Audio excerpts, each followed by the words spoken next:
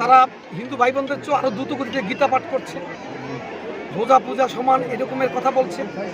আমরা গুরুত্ব দিচ্ছি স্বাধীনতার অব্যবহিত পর থেকে এখন পর্যন্ত এই যে চলমান পুরো সময়টাতে গুরুত্ব দিয়ে আসছে। আর কেউ কেউ নতুন দিচ্ছে, ইসলামিক দলগুলো এই প্রথম এবার দেখলাম যে তারা মণ্ডপে যাচ্ছে, বিভিন্ন রকমের আচরণ করছে, যেগুলো আমাদের হিন্দু ভাই বোনদেরকেও বিব্রত করেছে। তারা হিন্দু ভাই বোনদের চেয়ে আরও দ্রুত গতিতে গীতা পাঠ করছে, রোজা পূজা সমান এরকমের কথা বলছে। তো এরকমের কথা বলে কাউকে ম্যানিপুলেট করা এটা খুব জরুরি না। জরুরি হচ্ছে আমার আচরণটা সবসময় একই রকমের থাকে।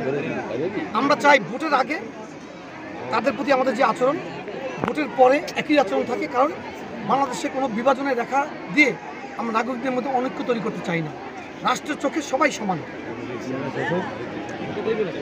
সর্বশেষ যে কটূক্তি করেছে নারীদের সম্পর্কে, এটা তো খুবই আপত্তিজনক এবং কলঙ্কজনক একটি শব্দ ব্যবহার করেছে, যেটা আমি উচ্চারণ করতে চাই না। এর মূল্যায়ন আপনারাই করবেন।